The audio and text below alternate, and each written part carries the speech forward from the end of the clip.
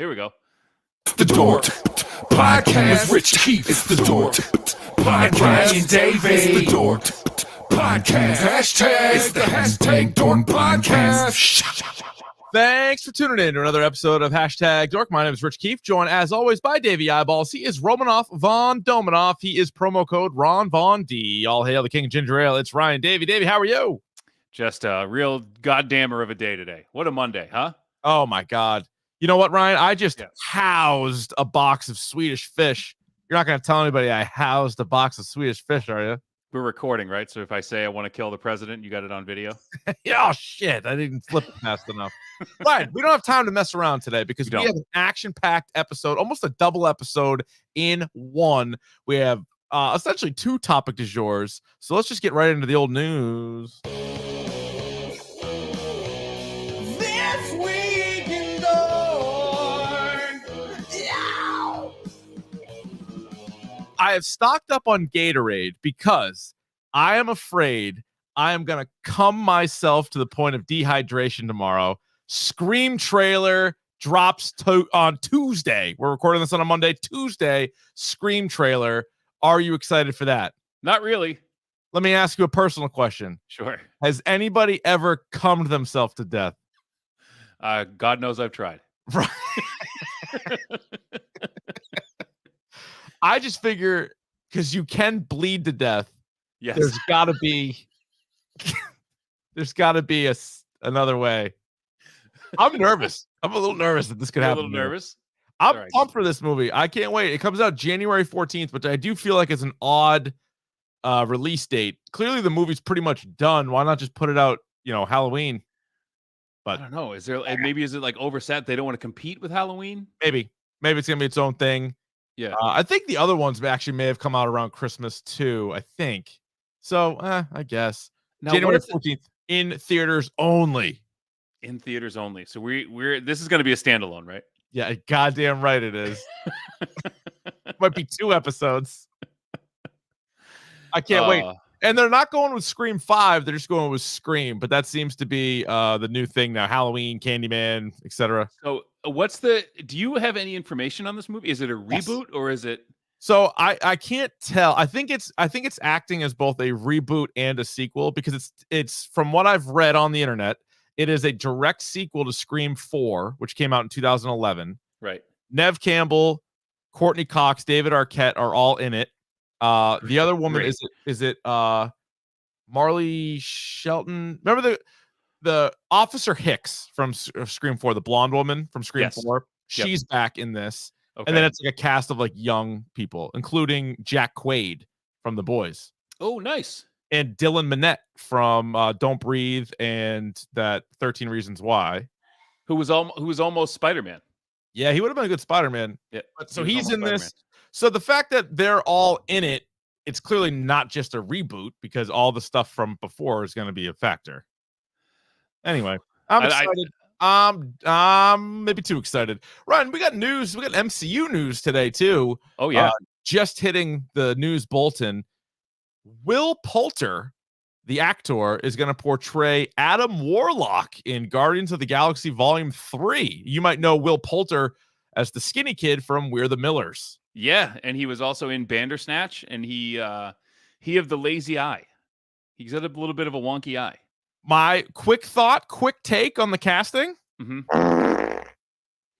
Now, look, I mean, we've done this before. Yeah. If you remember, way before this podcast was even a twinkle in our eye, you and I had a conversation because we were thinking about possible Joker casting. When the Heath Ledger Joker casting came out, we were like, are you shitting me? Right. And at the time, it was rumored that Crispin Glover was going to be the Joker, which in my mind is the perfect casting. Yeah. Right. Oh, and this kid could be good. I mean, he definitely could be good. They haven't. I'm trying to think when's the last time they've really swung and missed on a casting choice. Who? I don't love Don Cheadle as War Machine, but that obviously wasn't their original choice. It was not. And I think what's his name? Terrence Howard was awesome. Yeah. If he just wasn't a dink. Apparently a lot to handle on the sets. Yep. But so anyway, I mean, this kid could be good. We'll see. They needed Adam Warlock. That was an obvious addition to the MCU. So I'm glad he's showing up. That should be good. Did you see the teaser for House of the Dragon, the new Game of Thrones prequel series? I did. And now this is something that I'm like, I've been hurt before. Yeah. I'm not buying this. I will watch it. Okay. I will give it 2 episodes. If it does not immediately grab my attention, I am out. Yeah. I'm definitely going to start it. Like, for example, we talked about Lock and Key season 2 last week. Yeah. That's one where somebody that I trust needs to have seen it and tell me that it's good in order for me to see it. Whereas House of the Dragon, I'll be my own judge, but I'm with you. I probably shouldn't hang on too long at the risk of just being either disappointed or frustrated or whatever. We've been hurt before. We have, Ryan. We absolutely have. But the guy who played Doctor Strange is playing the Mad King, I believe. Not Doctor Strange. Doctor Who. Benedict Doctor Who. Flapperjacks? No, Doctor Who. I forget his name. There's been a lot of Doctor Who's. Not David Tennant. Not David Tennant. It was Matt Smith. Matt Smith. Matt the Smith is one of the Matt Smith. Yep. Also on HBO and HBO Max is going to be the Peacekeeper series starring John Cena. They released a clip. We tweeted it out at Dork Podcast, and this show I'm in on. This has got the makings of a standalone episode. It does. When he was shooting the gun from his crotchal region, I was like, you know what? Yeah, this is something we're gonna check out. I like it because it is some of the same humor like that Drax had and some of those other characters have, like the just very straight, but also like very blunt, very honest, not a lot of room for minutia, but R-rated.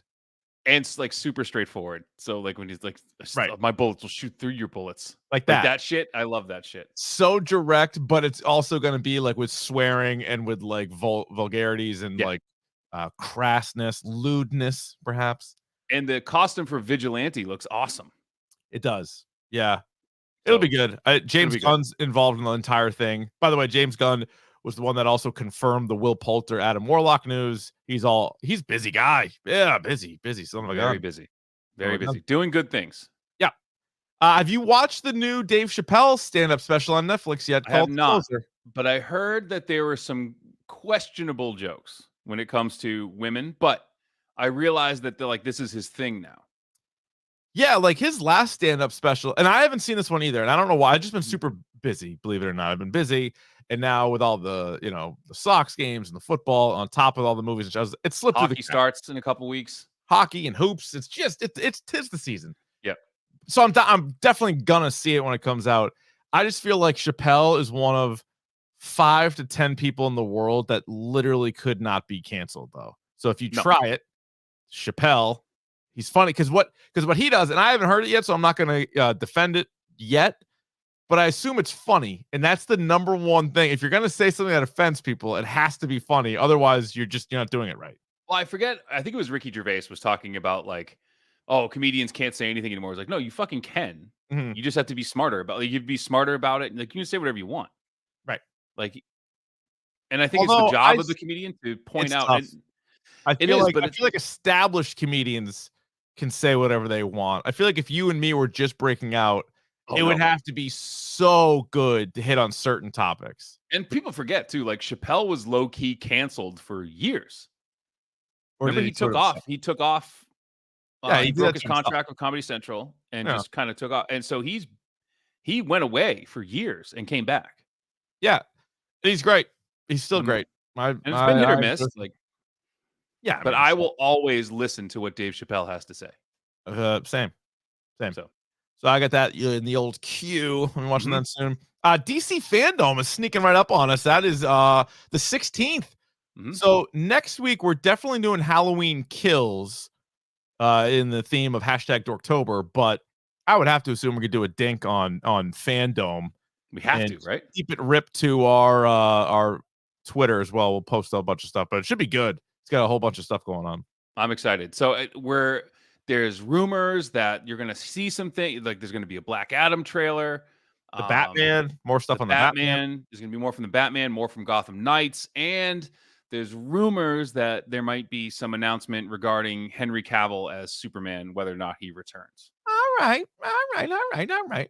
So I'm in. Yeah. Yeah, and there's gonna be like a surprise or two for sure. Like they're probably saving it for this. It was a big successful event last year. I'm looking forward to it this year. Should I have bought this? We've been getting some more submissions. We're gonna postpone. We're gonna bring it back next week. You can submit more of them. dorkpodcast@gmail.com. Especially if you have something spooky, send it our way. I got a few in the holster that I'm ready to go, but we got to move things along here. That is brought to you by 47 Brand. Go to 47brand.com and use the promo code #dork at checkout for 20% off your entire purchase. I got a new hat too. Let me see it. Ooh, that's a good one. That's the one you were talking about for a long time. That was the one I was asking for. I was like, ooh, I want that one so bad. And I got it. And it's a Patriots hat. It's got the big font in the front. Pretty badass. I'm pretty excited about that. Right, let's get to the next thing. It's time for Davey's video game minute. Even if it takes more than a minute. All right, so what do you have? So what do I have? First of all, this portion of the program brought to you by our friends at Wild Bill Soda. Go to drinkwildbillsoda.com. Try drinkwildbills.com. Use the promo code RonVonD. Get yourself an additional 20% off. After you go to 47, go to Drink Wild Bills. Get more discounts. Oh, you're swimming in savings at this point. In savings at this point. At this point, they're giving this stuff away. And get yourself some drinks. I have a lot of video. I'm playing 3 video games simultaneously now. We went from famine to feast, Richard. Wow. I tweeted these out, but I want to give you the rundown of what I'm playing and grade them. Okay. Deathloop. Oh, yeah. That of it. Fireballs. Fireballs for Deathloop. Interesting. Fireballs. Okay. 5 out of 6. So Fireballs. Wow. Far Cry 6. Oh, that's the one with Giancarlo Esposito? Fireballs. Fireballs. I like that. So this, and I would say on top of that, this is the most fun Far Cry has been. So the last one they did, Far Cry 5, was good, but it was a little too serious. This is like completely the first animal. You know how you make like these animal friends? Yeah. The first one is Guapo, who is a pet alligator who wears a jacket. Love it. He goes and takes people out for you. I like it. And it's really funny to like watch him like walk after you, like run after you. Yeah, you gotta run like in a Serpentine. Scissors kind of, yeah. Serpentine. Serpentine. And I'm proud to announce that Metroid Dread. Oh. Laser beams. Laser beam!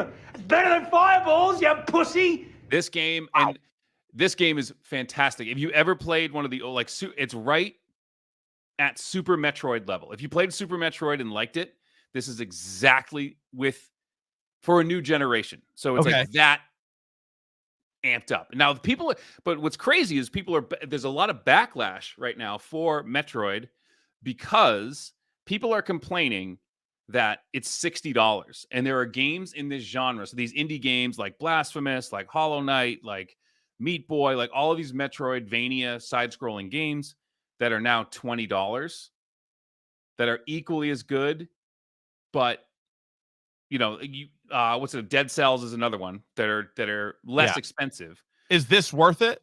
It is, and I'll tell you why. Because this is not a James Gunn, Sean Gunn situation. It's not one of those things where people are like, you have to play this. You don't.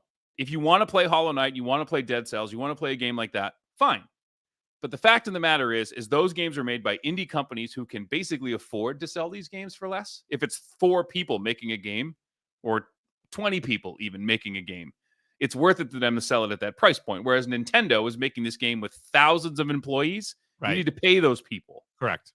Right? So, like, buy the game. Yep. Enjoy it. All right. Shut the fuck up. Pretty simple. You with me on that? Are you with me on that? That's a good 3-step plan right there. Play the game. Out. Yep. Enjoy the game for what it is. Yep. And shut the fuck up. Shut the fuck up. There we go. Okay, so there's that. Animal Crossing Direct happening this weekend as well. Okay. A nice little 20-minute Nintendo Direct based solely on Animal Crossing. One person in my house is excited about that. Yes, I do. And she's like, you better fucking drop some real content or I'm going to be pissed. Right? Okay. Are you familiar with this young lady, Amaranth? Yes, real I am. name, Caitlin Siragusa. Yeah, and by the way, we've mentioned her on the podcast before. She is the example of, the people that claim they're like, oh, I knew this band before they got famous. Yes. I found her somehow on either Twitter or Twitch when she was literally just like a cosplayer. And I remember she did Devo when we were playing Overwatch back in the day. So I started following her on Twitter, and it morphed though from like cool video game playing into just straight up like porno. almost porno, and I was like, Yeah. I can't be following this like at work and having this come up. So, Well, but I know who she is, and she's gotten super popular in the time from when I first stumbled upon her to now. well, you don't have to worry about her following her anymore because she has been banned in one day. Yeah. From Twitch, Yep, TikTok, and Instagram. and she claims all in to not one know fell swoop. And how. there's no real explanation why. Yeah. But it could be all like the she does this thing with like ASMR where she just like licks ears for like an hour and like people watch that shit. And she was one of the first ones to do like the hot tub streaming. Yeah. So this has become an issue for people. It was funny because you could watch and people you can watch Gresh and Keefe on Twitch, and you go to twitch.tv/Boston WEEI. Yeah. And so I pulled it up one day because I wanted to see like what our chat was saying. And you look over on the left and it's like recommended streamers, right? So it's like all the popular ones. And she was streaming and it just said just chatting. I clicked on it. It was literally her riding a gigantic inflatable pickle in a makeshift hot tub, and she was just staring at the screen, signing the pickle people who donated money in like a Sharpie. And I'm like, yep. I guess. And just all the boobs. Yep. Boobs. And like thousands and thousands of viewers. And you're like, okay. 14,000 viewers or something she averages, which is crazy. But she's gone. So I think one of the things that people took an issue with is like, you can do that. She's on YouTube though. Yeah. But like, stop putting her on the front page. Right. Like, once you click on it, like a 8-year-old kid clicks on Twitch and like, that's the first thing they see. Like, they don't need that. Correct. Right. So she's gone. Battlefield beta, checked it out a little bit. Stinks. Game's broken. It's terrible. Don't play it.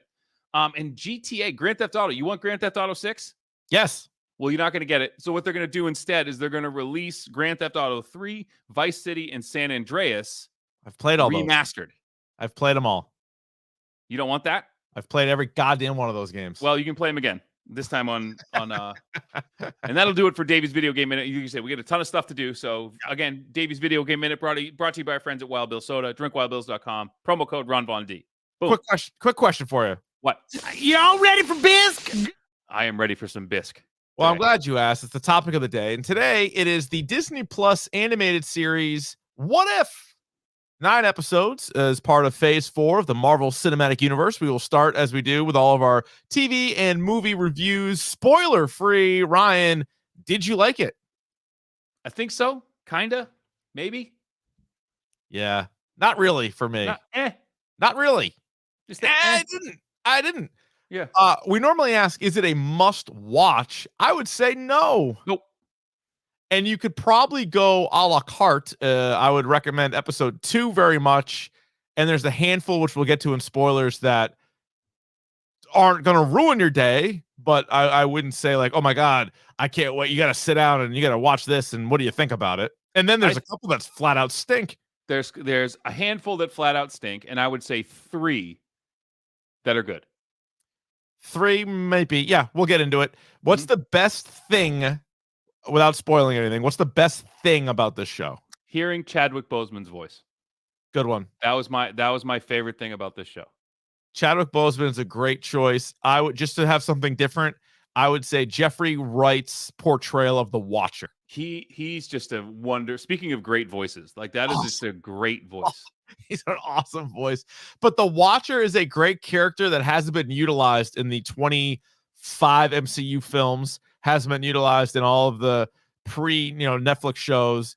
I thought they did a good job with him, and there was some cool stuff with him. There is a moment, I believe it's in Avengers, when you actually see the Watchers. There's multiple ones talking to Stan Lee, who's in a spacesuit. I think it's in the original. Right. Yeah. But they don't say anything. So, but you're right. Yeah, it was multiple Watchers. Good point. I forgot about that. Yep, good point. Well, like you said, underutilized because like these are part of the universe. But I mean, just one thing that was great is like they brought back most. I would say 80% of the Avengers had authentic voices. It was really weird, like which ones weren't. Like there were so many. Obviously, Scarlett Johansson was not. Yeah, ScarJo. Deep in litigation. It was like ScarJo and Chris Pratt, Dave Bautista. I don't think was in it. He was not. Jeremy Renner, I don't think was in it. Yeah, it was a weird group because you're like a lot of these other people, I'm sure, are very busy and have a lot of stuff to do, and yet they were in it. Oh, and Brie Larson wasn't in it either. I don't think Zoe Saldana was. But you had Benedict Cumberbatch, Michael B. Jordan, Chadwick Boseman, Yeah. Seth Green. Right. I mean, it was just. I'm trying to think of who else. There was a ton of people, like a ton of people in it. What was, and I'll look up some of the names just so we just get it right. What was the worst? Oh, Jeremy Renner was in it. Oh, I thought it sounded like him, but I didn't see him in the credits. All right, here you go. Haley Atwell, Sebastian Stan, Dominic Cooper, Stanley Tucci. Let's see. Ross Marquand actually was funny because he did a bunch of voices. He's the guy who's from Walking Dead who did Red Skull in Infinity War. Yes. He also did Ultron. Jeremy Renner, Neil McDonough, Michael Rooker did Yondu. Josh Brolin, Benicio del Toro, Kurt Russell, Carrie Coon. Karen Gillan was great as Nebula again. Yep. Jaimin Hanzu did Korra the Pursuer. Let's see. Seth Green, as you said. Danny Guerrera did Okoye. Mark Ruffalo, Tom Hiddleston, Clark Gregg, Jamie Alexander, Frank Grillo. Let's see. Michael Douglas came back for this. Yep. Benedict Cumberbatch, Rachel McAdams, Benedict Wong, Tilda Swinton, Evangeline Lilly, Paul Rudd, Jon Favreau, Emily Van Camp, Michael B. Jordan, Angela Bassett, Andy Serkis, Don Cheadle, Chris Hemsworth, Natalie Portman, Kat Dennings, Jeff Goldblum, Colby Smulders, Taika Waititi. And I will say this, as for as good an actress as Natalie Portman is, she stinks as a voice actor. Yeah, it's not like an easy thing to do, evidently. And by the way, so someone said in the chat there was no Robert Downey Jr. They used sound clips of him. Like that was clearly his voice. But like, yeah, when it was Tony Stark, right, like, they used sound clips of him from, I know there were lines from other movies. But like the main, when you saw Tony Stark or Iron Man, it wasn't him. It was a guy named Mick Wingert. And then also Samuel L. Jackson. So it's crazy that Robert Downey Jr. and Chris Pratt and Scarlett Johansson and a couple others, but the rest of the cast pretty loaded. Yeah. The worst thing about it, I got used to the animation. The animation was fine. It reminded you of like a Telltale series. It was whatever. Or like a what do you call it? Like a Borderlands game or something. But the bad episodes to me were kind of like useless, or they would have very little creativity as far as what if. Because what if, we've all seen the butterfly effect, and the fun you could have with this, like if you change one thing, it should change a million things. And there are certain ones where like you changed one thing and it changed one thing, and you're like, okay. I thought it was like there was a lot of it was boring too for me. Yeah, I mean a lot of it, like they tried to make chicken salad out of chicken shit. Like there was a bad choice. Like if you and I sat down right now and thought of like what would be a good what if, yeah, we could come up with 10 better ones. I agree. And like, yeah, especially you give us a weekend, we would come up with. You give us a weekend, right, with all these characters, a bottle of lube, and 24 beers, and we come up with something better than this. You give me a bucket of ice and a pitching wedge, and I'm coming up with better ideas than what they had. I'm going to need to swap out the pitching wedge for a 9-iron. Here's one right now. What if I was going to say in the original Avengers, what if Steve Rogers actually did lift up the Mjolnir? What would happen then? Yeah. What if this show was good? Right. I would ask that as well. What if they use the Power Stone instead of the Mind Stone to create Vision? Okay. See what I'm saying? Now you're talking. Now we're talking. Now you have something here. Just a little bit. What would your hashtag dork score be for season 1? Because I believe there may be a season 2 of this. As a whole, I would say add them all up. This is about a 3.5. I'm going 2.5. Ooh. I'm going 2.5. Well, I'm thinking to myself, we just gave. I said to myself, Rich, listen up. We gave Venom, Let There Be Carnage, a 3. Yep. And so I didn't enjoy this as much on the whole. On my whole, I did not. Yeah. Yes. There's a lot of what ifs out there. There's a lot of what ifs in the game. I'm going to go 2.5. You're going 3.5. So we aggregate a 3 from hashtag dork. Anything else you want to hit on non-spoiler here? No. Anything else? Okay.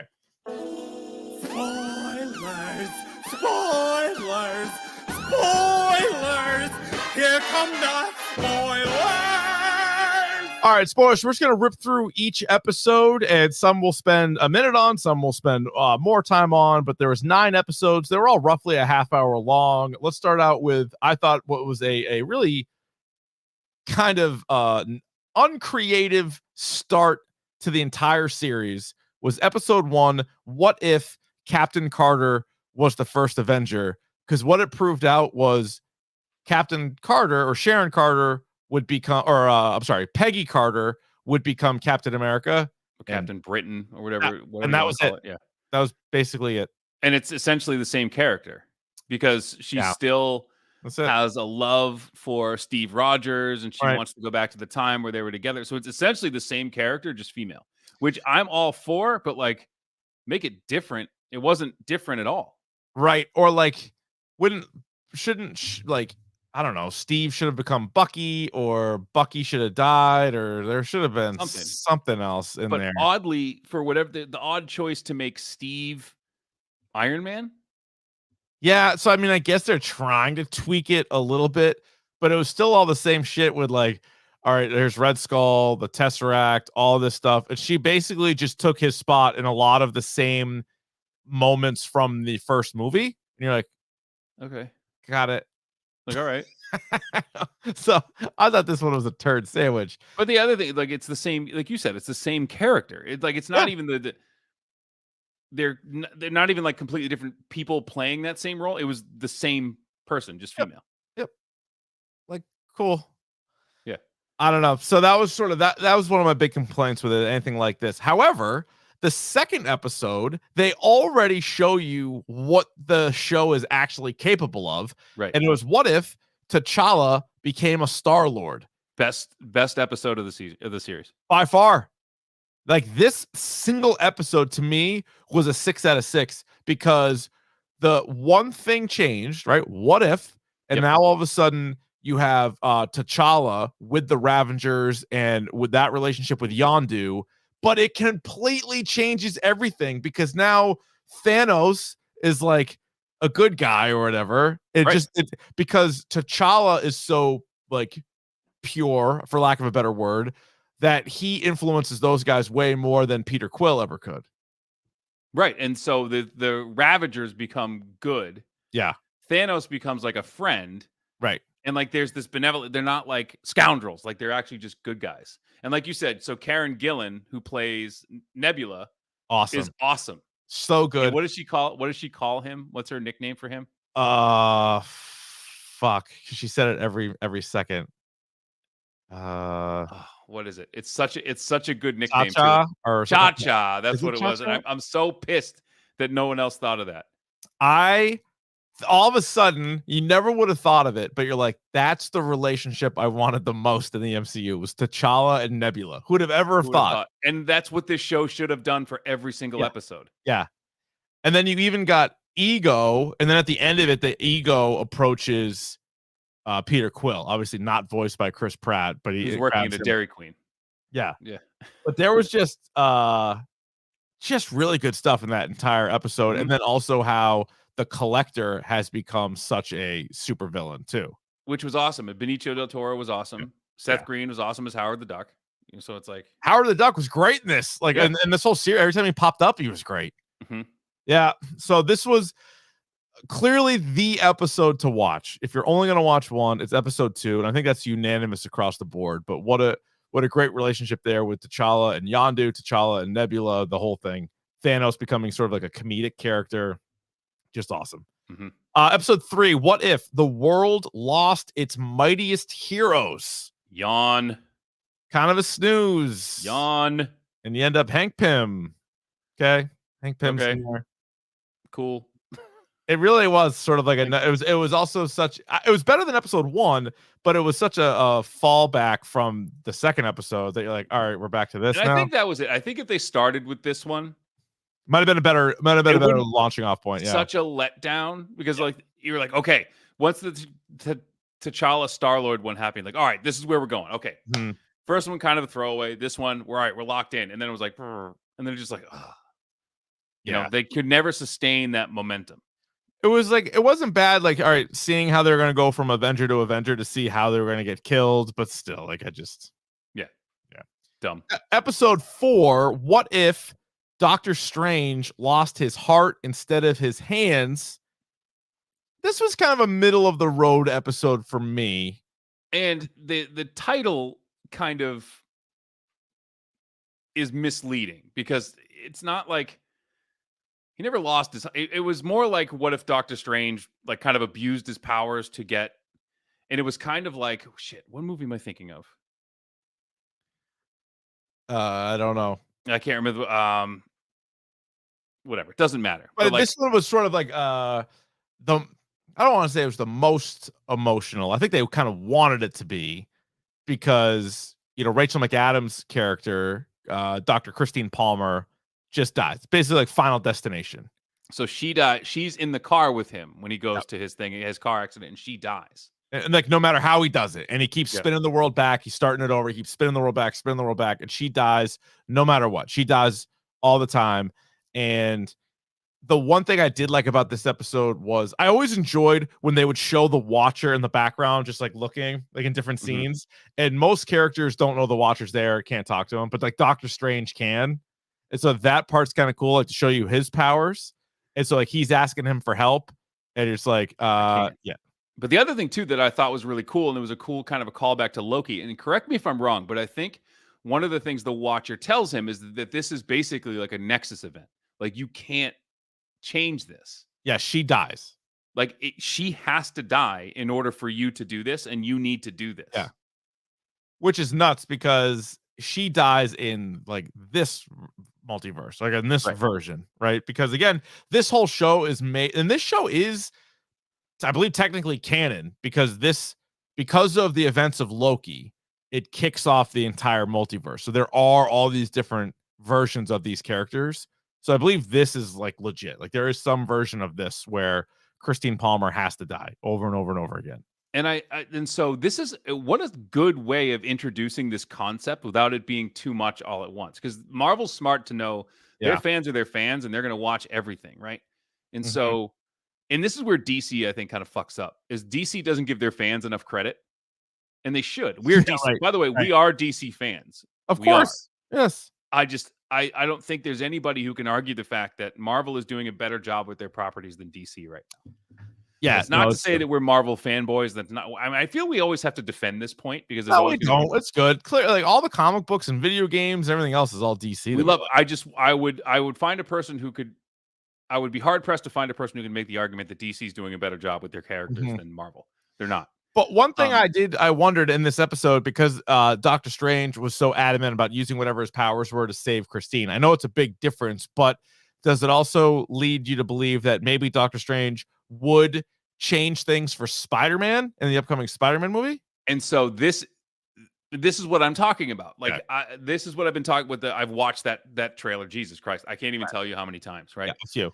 And I can't believe that he's being that frivolous with this. Right. That I cannot believe that he would just do this for Peter. I believe he has his own like reason for doing it, and it's not that. Yeah. All right. Episode 5 was What If Zombies. So there's definitely been What If Zombies, or there's been Marvel zombie shows, or comic books, I should say, in the past. This one was, I thought, not bad. Like, so this one was entertainment. It's kind of like mindless fun to watch. Yep. Pardon the pun on the mindless part. You got Ant-Man or Scott Lang's head in a jar. That part was kind of cool. They're looking for like a cure of this whole thing. Entertaining at the very least, right? Zombies. Yeah, it was fun. I mean, but like, you had Peter Parker wearing the cape, like Doctor Strange's cape. Zombie Wanda was cool. I thought that was kind of a cool idea. Which gets called back later. And then you have like part, or you get like zombie Thanos at the end with the gauntlet. Like, that was a cool, like, so that's cool stuff. Like, it wasn't the best, again, it wasn't the worst. It was, to me, right in the middle. What this could have been better if it was like almost like its own miniseries. Like, if it was 3 episodes of just that. Just zombies. Yeah, you could probably make an animated movie, like make it longer and just have its own thing. I'm with you on that one. Episode 6 was What If Killmonger rescued Tony Stark. So this was decent. This one was decent, and I just love Michael B. Jordan, as you know, and getting more Killmonger back was pretty cool. And just seeing that relationship, the two of them together, and what that was going to be like, I kind of liked it. Now, this one definitely would have been better had Robert Downey Jr. been a part of this. Right. And also, they did like the double cross like 4 times it was in this episode. It was a lot of that, like the Obadiah stuff. Yeah. Yeah. It was pretty good though. I liked it. Also you get Shuri is in this episode. You see Shuri's in the news? Shuri's in hot water again. Yeah. Letitia Wright, the actress, is. Yeah, so she's she's Kyrie Irving, basically. Yeah, right. So And I wonder how that's gonna work out. She's Kyrie Irving of the Marvel Universe, in that she is so anti-vax that she's willing to derail her entire team to prove her point. Yeah, and apparently she's like posted a bunch of stuff and then deleted like some of it. Like, but it's just, to me, it's not funny, but it is funny that the smartest character in the Marvel Cinematic Universe is the one putting up like nonsense, non-science, doesn't believe in science. It's kind of something. Yeah. But you know what? That episode wasn't bad, and I think Michael B. Jordan made that episode. But now you have a real dump. Episode 7. What if Thor were an only child? This was the worst episode of the season. It was so stupid. It was so stupid. It was. I kept waiting for something to happen, and it was just basically Thor wanting to party. It's just like Thor. It's like Thor being a douchebag. Yep. And I think by accident I put it in a group chat. I meant to send it to you. It was like, Fat Thor is greater than regular Thor, but the worst of them is like douche Thor. This was the worst Thor, without a doubt. And like his supporting character, or like, I love Natalie Portman, but I understand that her as Jane Foster to this point has not been strong. Right. And it wasn't great in this one either. And then like the Darcy character, like, there were some funny lines there, but I liked Captain Marvel in this. Yeah, and that becomes like a running thing. Like, this is when Captain Marvel shows up for real and carries through the next 3 episodes. Yeah, so it's interesting how you kind of thought they were all standalones until you get to the final 2 episodes. And or 2.5. Yeah. So what I would really do is 8 and 9 are essentially this one episode. Yeah. Because they go together. And I think probably the strongest story of the whole thing. So it kind of starts to make sense, but in my head, you didn't have strong enough characters to pull this off. Yeah, I'm with you on that. And there was this whole thing where they were like, remember the Watcher was like breaking his oath, but like basically telling people like, you're in on this. Like, I need, like, you son of a bitch, I'm in. You son of a bitch, I'm in. I'm putting the gang back together. And then they're like, not you, Tony Stark. And he's like, what the fuck? Yeah. Like, why not? Don't need you, man. We're all good. So you're right. So the last 2 episodes essentially are one long episode. It's what if Ultron won, and what if the Watcher broke his oath. So I very much like the Watcher, and I like how Ultron, it was cool to see Ultron get all the Infinity Stones. Mm-hmm. And so now, rather than having like a gauntlet, like you have Ultron, which basically like he saw Vision and just like took over Vision's body. So it's sort of like a morph of the two. And then he gets the Infinity Stones. So he's like, he is so powerful. He's so beyond anything we've ever even seen that he can now he's like chasing down the Watcher. Right. And he can hear him and he can see him. Yeah. He was like all alone. It's kind of cool. Like he was like blowing up different universes or worlds. And then all of a sudden he's sitting there by himself and he's like, what? And he like turns around. The Watcher's like, oh shit. It's like that scene in Justice League when, the Flash is like running around Superman. I think he's going to get him. And all of a sudden you see Superman like turn his head and look at him. It was kind of like that. Yeah, that was that cool of a scene, So they end up putting together the Guardians of the Multiverse. And it's lame. Right. You're like, all right. And so they call it Guardians, whatever. You don't have to do that. You don't have to do that. They take a character.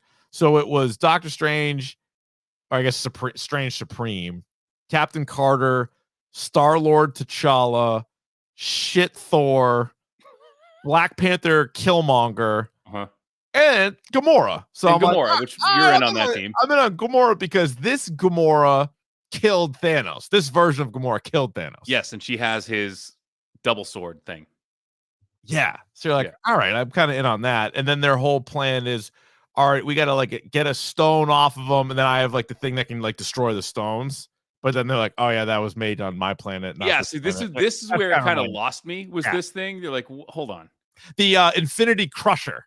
Yeah, like that. It doesn't work.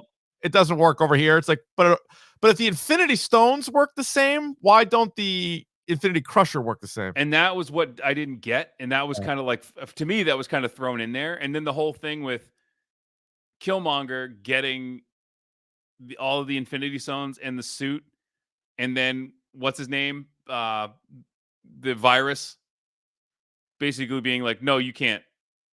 Yeah. Like, you can't do that. Yeah. Like the big head guy. Yeah. And you're like, hold on. And the other thing too is like one of the things that always bothered me about Thanos and about the Infinity Stones. If you have all 6 Infinity Stones, why do you run anywhere? You don't have to. Yeah, you're so beyond. It's like you not don't even have to, powerful. You are everything. Right. So I don't know. It's like in the Matrix where like Neo is fighting. Like, why are you fist fighting people? Like that doesn't make any sense to me. Well, like if you could stop time and move around, like what need would you have to fist fight? Like Ultron literally could have just frozen, like Zach Morris freeze. Yeah. Killed everybody. Yeah. And then continued with his business. Or just like you're done.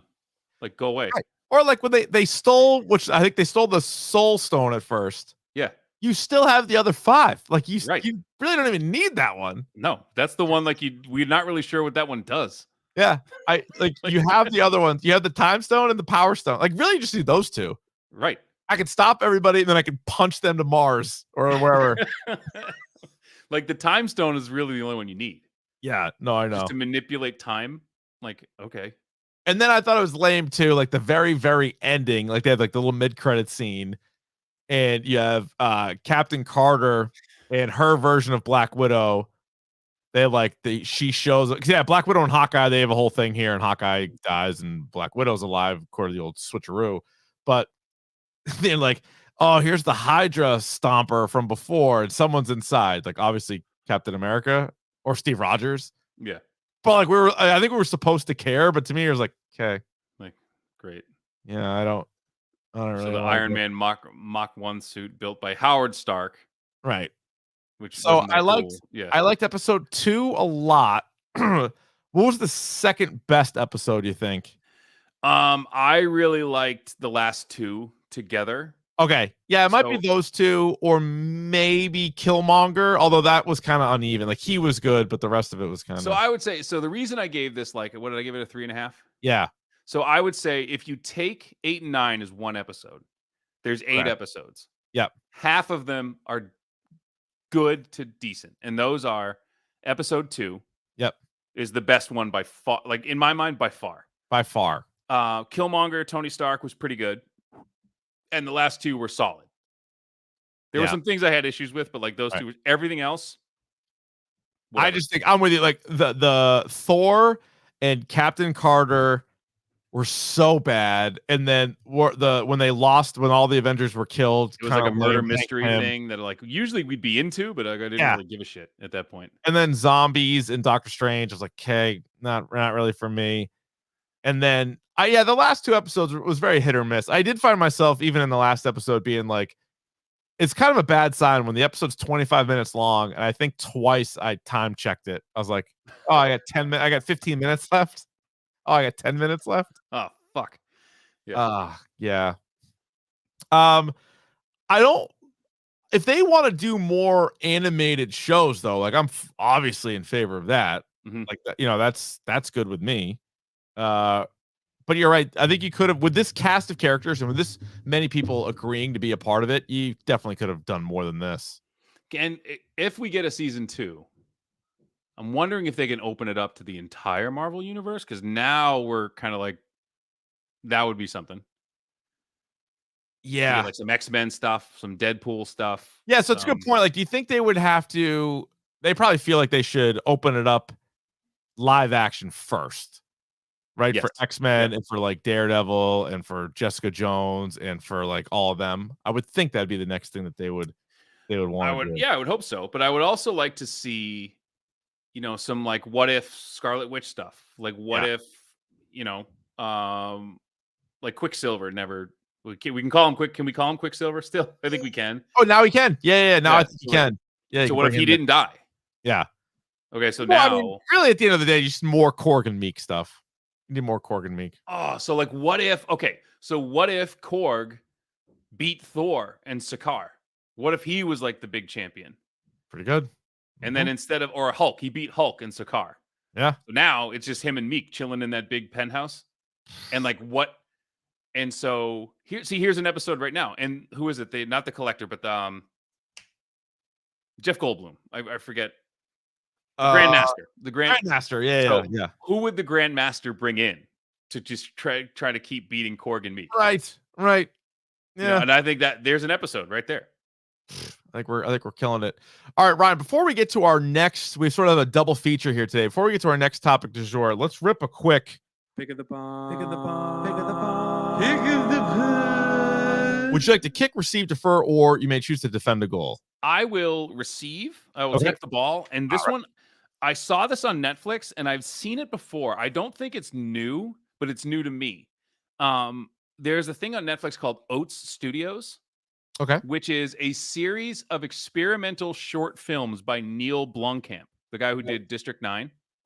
So it's all this like side. It's pretty good. You can see, you can see the ragged edges and stuff because it's not like a full production movie, but Sigourney Weaver's in the first episode. So like it's pretty good. I watched the first 2 episodes. It's good. I'll let you know. I'm 4 episodes into Squid Game, and that's still really good. I haven't started. I'll have to jump in. You got to watch Squid Game. I will. I know everybody's watching. It's borderline standalone. All right, I'll watch it. I did watch. I don't know if it's a standalone, but it's definitely a dink. Muppets Haunted Mansion. I missed it. I was on duty, but my kids watched it and they were crazy about it. They loved it. Only 53 minutes. It's really less of a movie and more of a like special. But it's 53 minutes and it's very Gonzo heavy, which is always a good thing. I'm in on that. Gonzo and Pepe, by the way, the King Prawn, sneaky my favorite Muppet right now. Yeah, and that's the duo. It's Gonzo and Pepe. So pretty good. All right, Ryan, what do you say right now? We bring in friend of the podcast, high school classmate of the podcast, Sopranos expert, master storyteller, none other than Tristan Bessie. Tristan, how are you? I'm doing well. How are you guys? We're doing great. And here's the thing. We wanted to have you on because last week, and everybody needs to go to the YouTube and see what Bessie is wearing right now because that is perfect. But we were talking about the Many Saints of Newark last week, and I said, I'm not a huge Sopranos fan, but I got to watch this movie, and I watched it, and it was 2 hours, and I just thought, frankly, it was terrible. But I wanted to bring somebody on who knows Sopranos better than me, knows the lore, was probably anticipating the movie a lot more than I was. So I just want to give you the floor for a minute, and then we can have a nice little back and forth. But what was your... First of all, how excited were you for the movie? And then what was your immediate reaction to it? Well, I tempered my expectations. Okay. Because I think, with any great series, with any great movie, as we have seen over, over history, sequels, prequels, for the most part, Jurassic Park aside, do not do well. So I was struggling a little bit because I knew going into the movie that when David Chase created it, it was not meant to truly be a Sopranos prequel. Like, he grew up in Newark. He wanted to explore the Newark riots during the 60s, Italian Americans, blacks clashing, that whole thing. And I think he kind of got coerced into tying in some of the early Sopranos storylines because that's when Johnny Boy Soprano, that's when Junior were coming up. Obviously Paulie, because Paulie ran with Johnny Boy's crew at that time. So, I went into it with like a little bit of, this is not really a Sopranos prequel. This is not meant to be a Sopranos film. They're just going to be weaving in the storylines. I also went into it knowing that this is not about Tony Soprano. Right. And even though Michael Gandolfini was in it, and I think that was really cool that they were able to do that. I knew it wasn't about him. And I think a lot of people went into it with unrealistic expectations of what it was and what it wasn't. And I think as a result, they walked out of the theater or they turned it off when they were done, disappointed.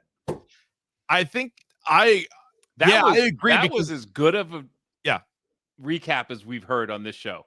Thank you.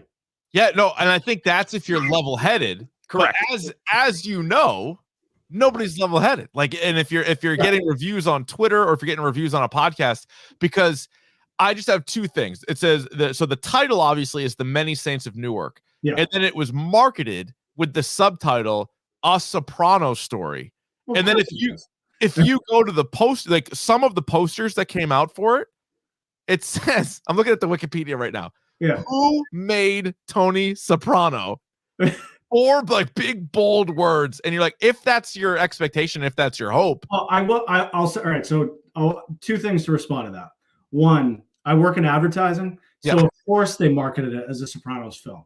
Yeah. Like when you see that things are free in advertising, they're never free. They come with legal disclaimers. They just didn't happen to put it at the bottom of the ad. Yeah. So like they had to do that because that was what was going to draw people in. I mean, The Sopranos is, if not the greatest, one of the greatest, TV shows in history. I will say though, like in terms of that second point of who made Tony Soprano, like there was a lot to be said about the impact that Dickie Moltisanti had on Tony's life. And that's referenced quite a bit throughout the series. And so in terms of the focal point, the center point of the Sopranos aspect of it, or the DeMeo crime family is what it was. Dickie was the focal point, and you could see throughout the movie the relationship that Dickie and Tony had, and then obviously that kind of weird, abrupt, way in which he cut him off because apparently Ray Liotta played two people in the movie. Twins. Which Hold on. That was So I have this theory that like anytime you make like an Italian gangster movie, like they throw up whatever Ray Liotta's, it's like a pockmark, like bat signal, and he has to show up. Yes. Like he just has anytime, like he just like. Well, Davey, you would have loved this because Ray Liotta was so nice he had to be in the movie twice. I mean, this is like we're spoiling stuff on this thing, right? Yeah, let's go full spoilers. It's been out long enough, so let's put the spoilers out for. I do have to say. Wait, before you spoil, Okay, let me ask you this question. As someone, I have not watched an episode of The Sopranos since the finale, the actual finale. Okay. How much rewatching would I have to do to enjoy this movie? Well, I think you can look at that a couple ways. Like, there are definitely some callbacks for sure. Some of them are decent. Some of them are a little forced and like completely unnecessary. Like, there's one with Junior that I think he said once in the series, and then they managed to get it in twice in the movie. I'm not going to say it. I don't know if this is a family podcast. It's not. It is highly inappropriate. Yeah. Even if it's not a family podcast, it's highly inappropriate to repeat. But it's such an off-color and like unnecessary and out of place line that I'm just like, really, you worked that hard to get that line in twice? Like, I don't even remember it from the series. Right. There was another one too. Like it was kind of random, but it's like in the first few seconds of the movie, when they're going to pick up Hollywood Dick when he's getting off the ship, and Tony's chasing Dickie, and Dickie turns and says to him, "Come here, you gagoots," and Tony uses that term towards AJ multiple times throughout the series. So like that's one of those things where I'm like, okay, I feel like you guys are trying to like show us that that's where Tony got that term of affection that he used for his own son, because obviously Tony looked at Dickie as a father, Dickie looked at Tony as a son. So I mean, there's a lot of different callbacks and things, and that's actually, like, I was talking to my brother about this. I think that's part of the issue with it being marketed as a Sopranos film, because I think a lot of hardcore Sopranos fans went into this like with their own vision of what they thought a bunch of callbacks were going to be. And then you don't get the ones that you wanted, or you don't get the ones that you thought would be in there. And that's another thing where it's like, oh, that's disappointing. I really thought they were going to have this scene, or I really thought they were going to have this scene. So it's, I don't know. In terms of not having watched it, you're probably better off, to be honest. Having not seen a Sopranos having not episode seen like it 20 since years. the actual finale. Yeah. Yeah. So like I've been watching it like just on a cycle, repeating for the last 13 years. See, that's what I do with like, it's not 13 years, but like with Breaking Bad. Like if I'm just like bored, like working, I'll throw Breaking Bad on in the back. Yeah, right. Absolutely. Yeah. I just, for me, I ended up getting a sour taste in The Sopranos. I didn't watch it live. I didn't have HBO till after I think it was even on. And then it was one of those shows that you just rip through. I didn't love the last season, and not just the final episode, which everybody talks about. Mm-hmm. I thought like the highs of The Sopranos are as good as any other highs. Yeah. But then there was just sort of like some other unnecessary storylines or kind of storylines to nowhere. See, I'm on the other side of it. I love season 6 just because I love Phil Leotardo.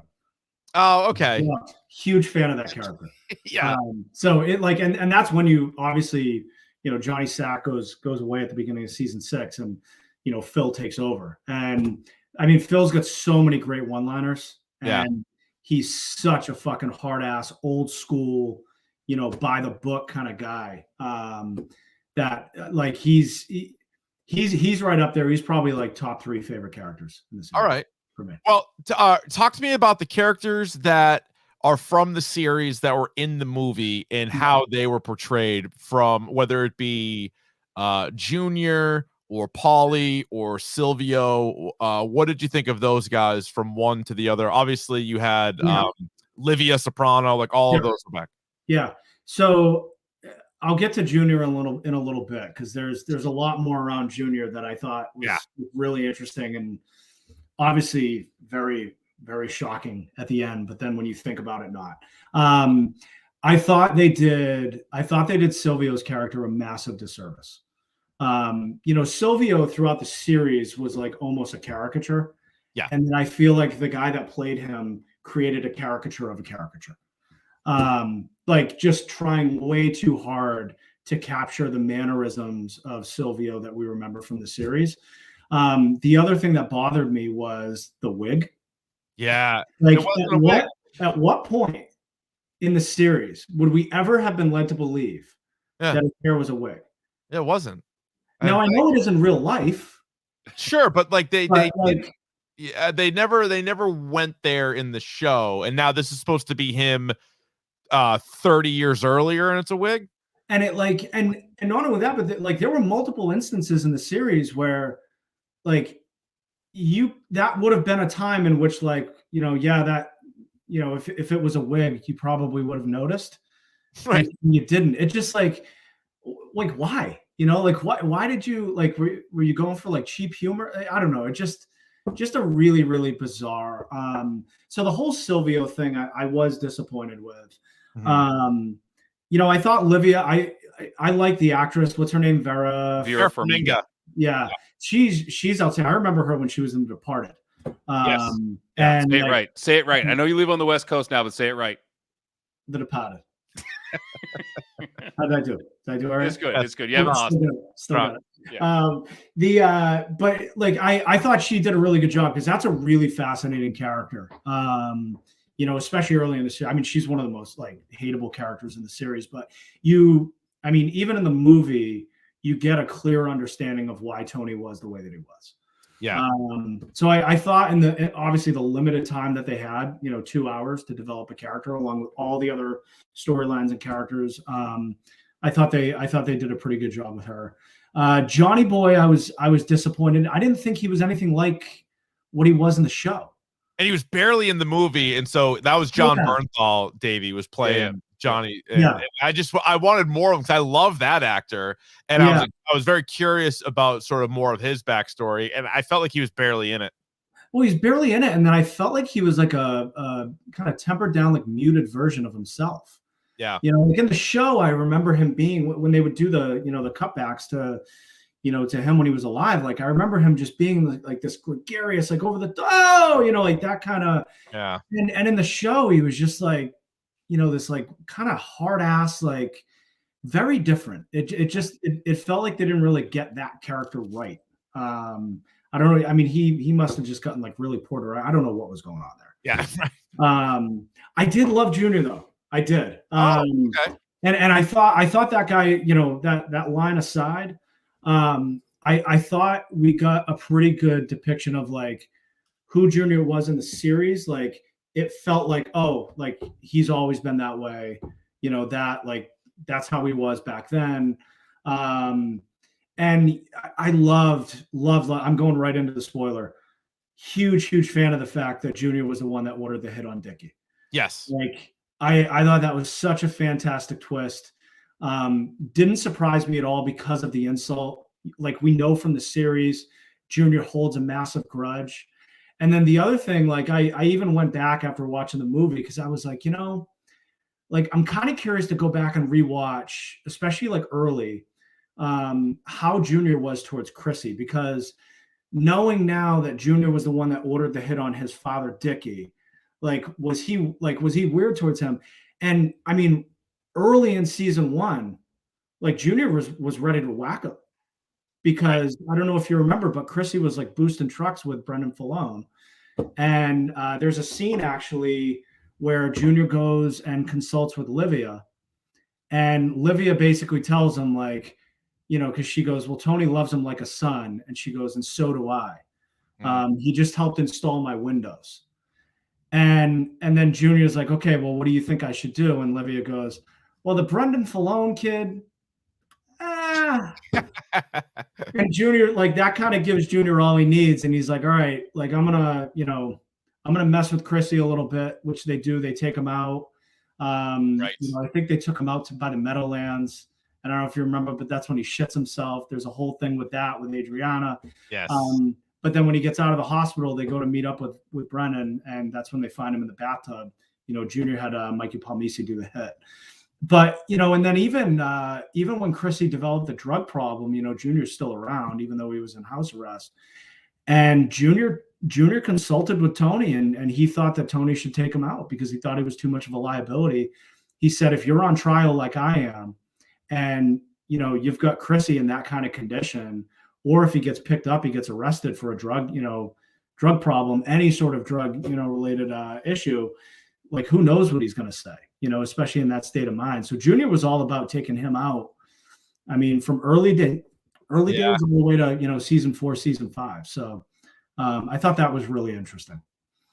Yeah, no, that is pretty good. And again, it goes back to Junior slip and fell on steps, and Dickie laughed at him. Which, by the way, Junior also did in the series, if you remember when he was coming out of the court. And then that's what led them to pretending, they pretended at the time that he was Ugats, as Tony said. But then, lo and behold, it's like that was one of the great mysteries towards the end of the series. Like Junior was acting crazy, and then it was like, wait, is he legitimately crazy now? Like, did something actually happen, or is he just like the greatest actor of all time? Because there was, I think, what was it, Patsy? Patsy thought even towards the end, I think he thought maybe he was faking it a little bit. Like he still kind of knew what was going on, Right. But I thought the Junior character, I thought that whole storyline was really good. So to me, I just thought that was, I thought it was 2 hours, and I was like, the only thing that really happened, or the only thing that I really took away from it, was just what you said there, was all right, we know who put the hit out on Dickie. Yeah. We finally know who it is. Yeah. Because I thought, again, the Tony Soprano stuff, which like you're probably right. Like they leaned into it to get people to watch, but unfortunately that wasn't the strongest part of the movie. Yeah. And I just thought his relationship with Dickie, like they didn't show you enough of it. It was like kind of implied. Obviously they hit on it a lot throughout the series, but he didn't really see a whole lot of stuff. And by the time Dickie was gone, I never felt like he was the most important person in Tony's life, at least from the movie. Well, not only that, but I never felt like Tony by the end of that movie was like he was in. No, yeah, definitely not. It was like, I mean, he had just thrown the whole speaker system out the window, and right. What was the I think Dickie had that great line to him. He was like, every time you do this, you just tell yourself it's the last time. Yeah. I thought that was a great line.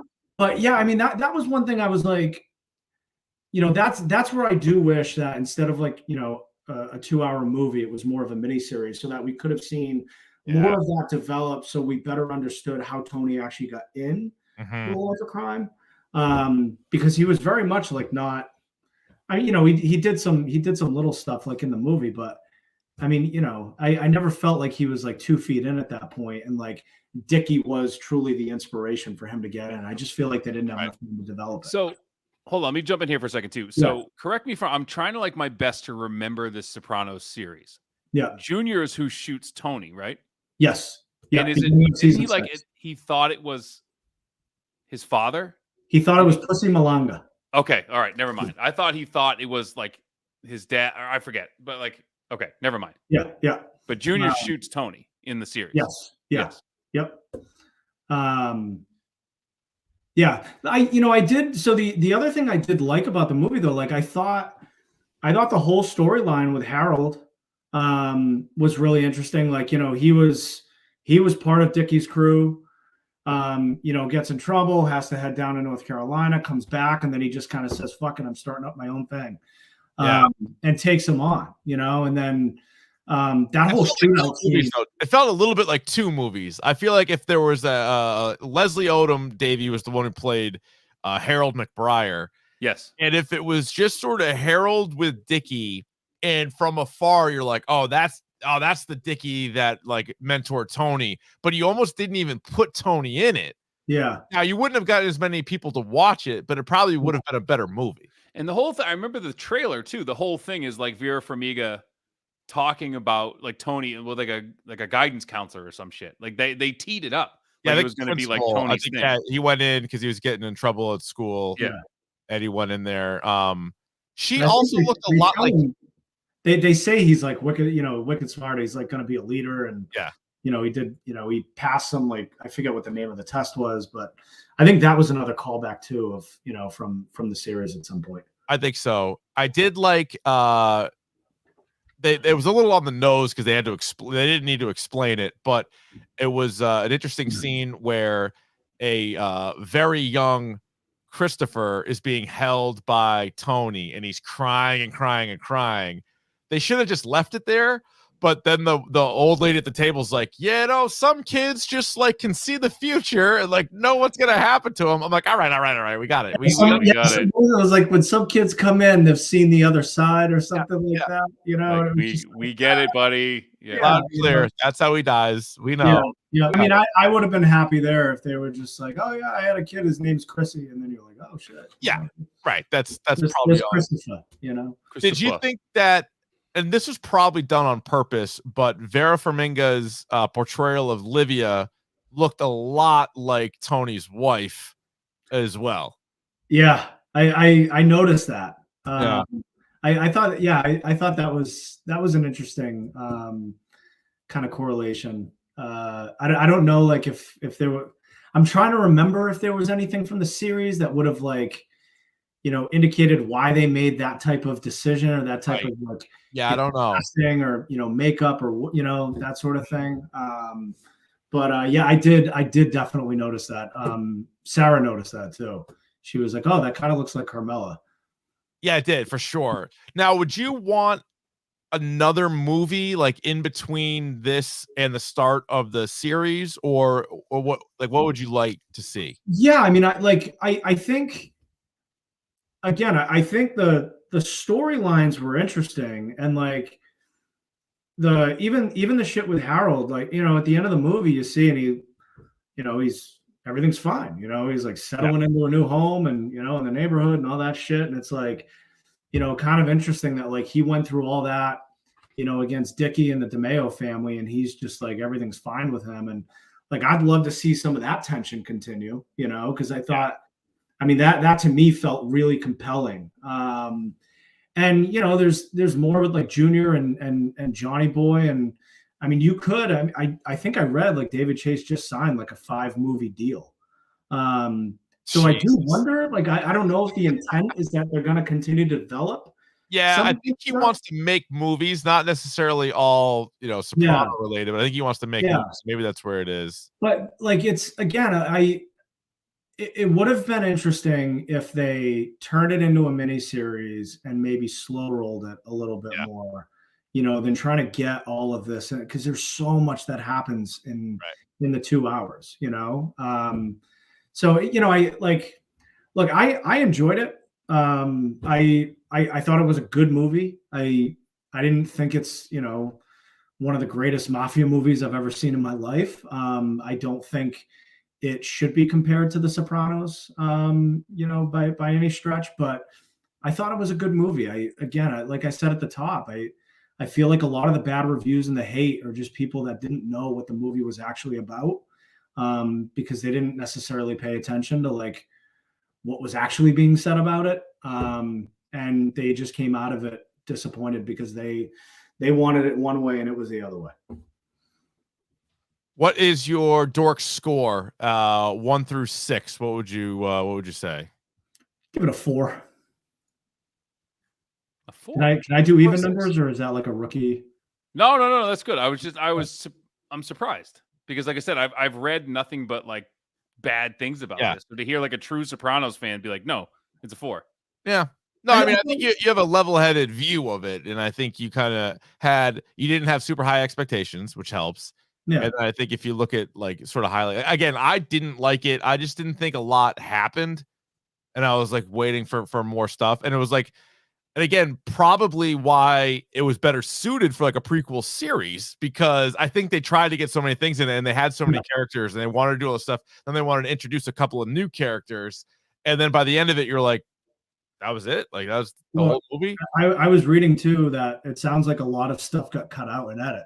So they had even more like references and callbacks and things that they were trying to weave in to tie it even more to the Sopranos universe, and they actually cut out a lot more. Oh wow, it was probably for the best. But I mean, look, like let's also just be honest about what a 4 out of 6 is.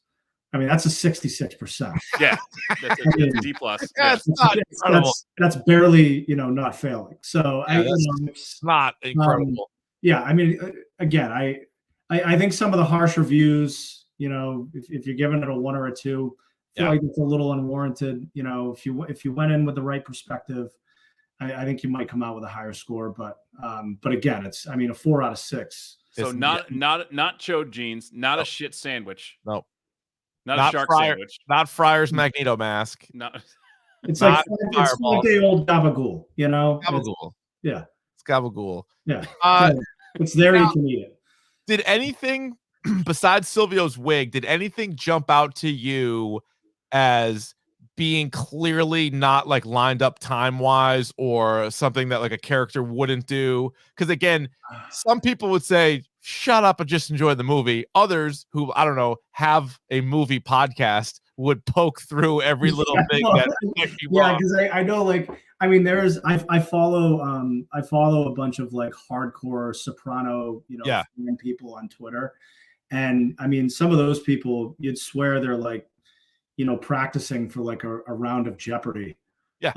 It's like White Men Can't Jump, the words that start with the letter Q. It's like they're just waiting for that one moment where they get that one category and they can run the table and off questions. Foods that start with the letter Q. That's a fucking great callback, by the way. Good job, Bess. That's a nice movie too.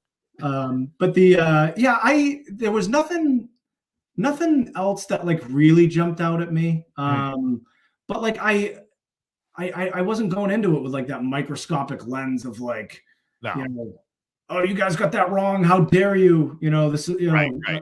I kind of went in with like I was just kind of watching it more casually than I might like if it was truly like if this was like them extending the Sopranos series, and it's like right. We're actually picking up where they left off at Holston's, then I'd probably be watching it with more of a microscopic lens, but I didn't go into it with that. So there was nothing that really jumped out at me. The wig thing was the most.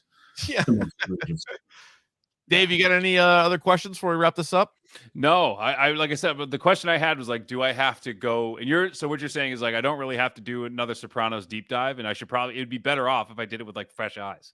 Yeah, I would just go in with fresh eyes, and you might be surprised, like a few of the things that you pick up and and recall from the series. But I feel like if you were to rewatch the show and then go and watch it, like some of those things might stick out to you a little bit more and annoy you, and they might actually distract you from from just kind of following the plot line, which is really about the Newark riots and the Italians and the blacks. So Good stuff, Bess. Any other final thoughts on the film? I will say the way they killed off Big Pussy's dad, that headshot in the street is, I mean, that's a great kill. Yeah. A great shot. So, yeah. I think that was, that's the comedian. Joey Diaz played him, right? Yeah. He took one. That was a great headshot. So, pretty crazy. Yeah. All right, man. Good stuff. Thanks for stopping by, talking a little many cents. Yeah.